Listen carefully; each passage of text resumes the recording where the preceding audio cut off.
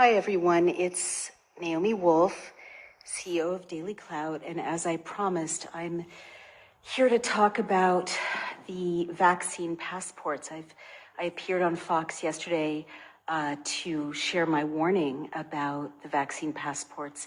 And I got hundreds and hundreds of emails from across the political spectrum saying, I'm scared too, what can I do to help? So I just wanted to take more time to explain what exactly the vaccine passports are, because there's a lot of, I wouldn't say misinformation, I would say lack of appropriate warning about what this platform really represents.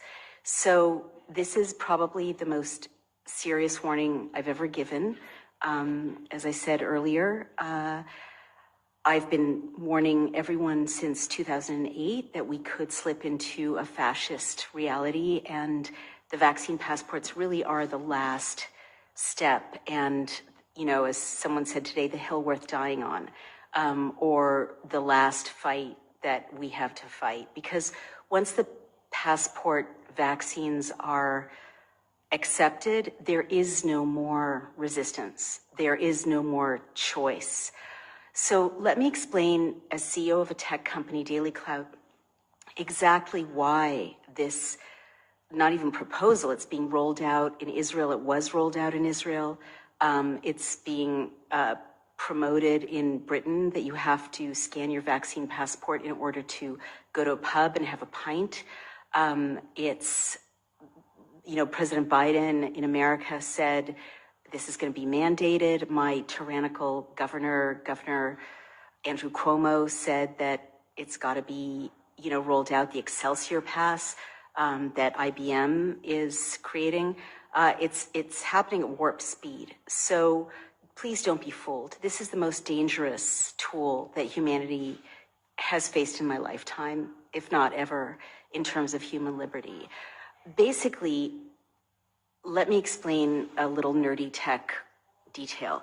When you sign up on a website, or on an app, there's a place where you sign your name and you choose a password, and then there's a list of terms and conditions, and you agree to them. Well, that's really important. It seems insignificant, but it's really important, because what it means is you have choice. You can read the terms and conditions and you can think, this is too, tyrannical. They're going to sell my private details. I'm not willing to agree to these terms and conditions. They're not in my favor. And the password and username means that you get to decide when you log on to TD Bank or when you log on to PayPal. You're not walking around your daily life logged into PayPal. You're not walking around your daily life logged into, a credit score.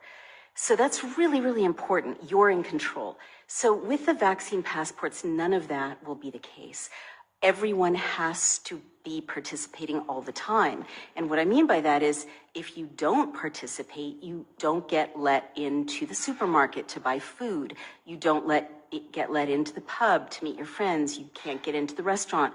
You can't travel on an airplane. You can't travel on a bus. You can't travel on a train. And it's not just that you're forced to participate. I can't say this any more clearly. The vaccine passport platform is the same platform as a social credit system. I'm going to say that again because it's so important. The vaccine passport platform is the same platform as a social credit system, like in China, that enslaves 8 billion people. In China, the CCP can find any dissident in 5 minutes because of the 360-degree surveillance of the social credit system. And it means that when you act like a good citizen, you get a boost, and when you act like a bad citizen, opportunities get closed to you. Maybe your child doesn't get into college or get into prep school. Maybe, you don't get that job, you don't get that promotion.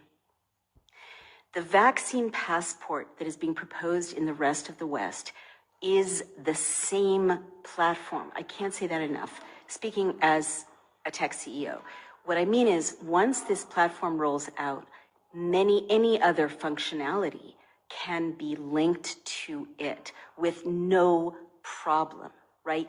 Any other functionality can be linked to it. What does that mean? It means that with a tweak of the back end, like virtually no extra development, PayPal can be switched off and on depending on how machine reading assesses what you've been saying on social media.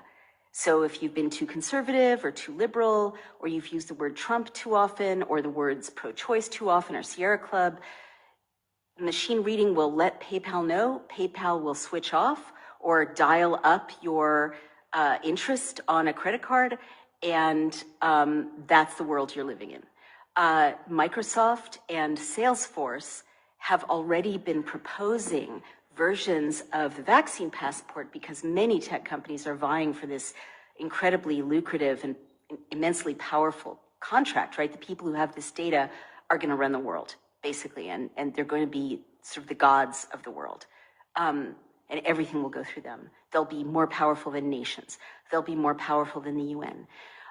But with a tweak of the back end, you can never be positive, or never have a green check, never have a I don't have COVID check.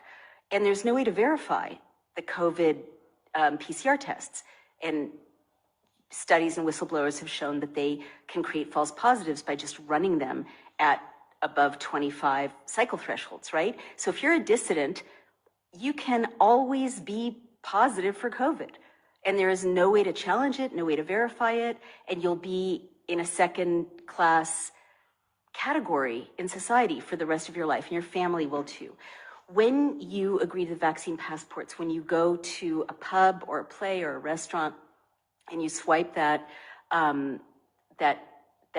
code, right, which you're getting used to because since COVID, when you go to a restaurant, you're asked to swipe that QR code. That doesn't just, where does that go? I will tell you where it goes. It goes to a central database, and all the people who are with you, who are also swiping the code, their information is also going to a central database, which means that the vaccine passport, quote unquote, which is really a social credit system, knows everyone who's at that table. And if you're talking about, resistance to the system, if you're talking about staging a protest or writing an op-ed or mobilizing support for a representative to pass a bill to roll back this system, the platform will know. And there's a functionality that creates maps of networks of people. And as you all swipe in your vaccine passport to that cafe or to that restaurant or even to that living room, right? It is geolocating you, and it can tabulate the searches you all have done historically, and it can read what happened on your social media as a group, and you as a group can be blackballed. Your social credit score can dial down, or you're all positive, right? None of you ever gets to shop for food. None of you ever gets your children into school. People who have been drafting proposals for contracts for the vaccine passport system, like Microsoft, they've said explicitly that the system can keep people who are positive from leaving the house, okay? And it can do that. It can make it impossible for you to get on a subway or metro or the tube in London. It can make it impossible for you to get on a bus. It can make it impossible for you to book an Uber or book a Lyft, right? And this is not like maybe 10 years down the line, maybe, in a more dystopian society.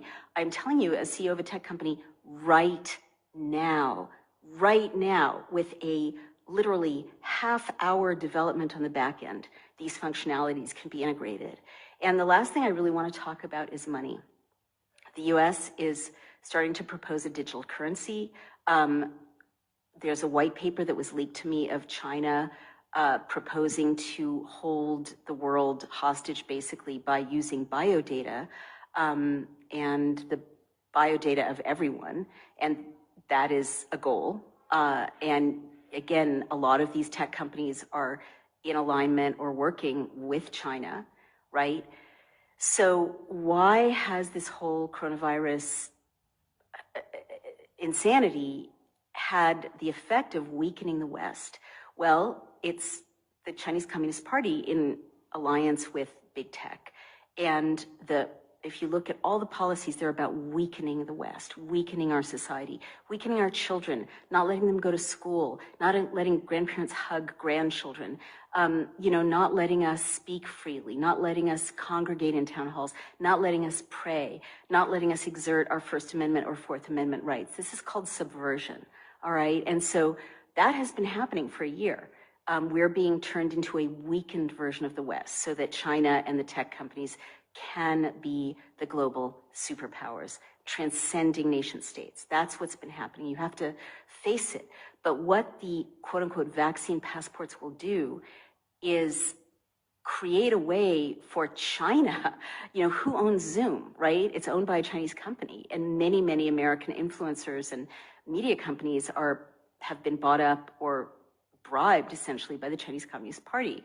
And so what is the immediate capability of the vaccine passport? Well, Microsoft, Salesforce rolled out an alignment of the vaccine passport with Apple Pay and with Google Wallet. And with a digital currency, you know what's next. If you're not a quote unquote good citizen, if you see a movie you shouldn't see, if you go to a play you shouldn't go to, which the app will know, right? Because you have to scan it everywhere you go. There's no opting out for it. Then your revenue stream can be shut off, or your taxes can be boosted, or your PayPal won't function. And you don't have any choice except to get it back by being a good citizen and disavowing whatever, renegade views you've been having. And I just want to say I've been deplatformed 5 times now since I started warning people about this, by Twitter twice or 3 times, YouTube, Vimeo. This may be deplatformed, but what was really striking to me about being deplatformed was the CCP-style conditioning with which I, as an American, was deplatformed. It wasn't just you violated our terms of service. If you want to come back on, you have to not violate our terms of service. It was, we're giving you 3 strikes. We're giving you 3 strikes, and at the end of that, you have to be a good citizen. And Twitter even gave me the opportunity of erasing my own naughty tweets, cleaning up my own mess, basically. So these are all CCP type conditions.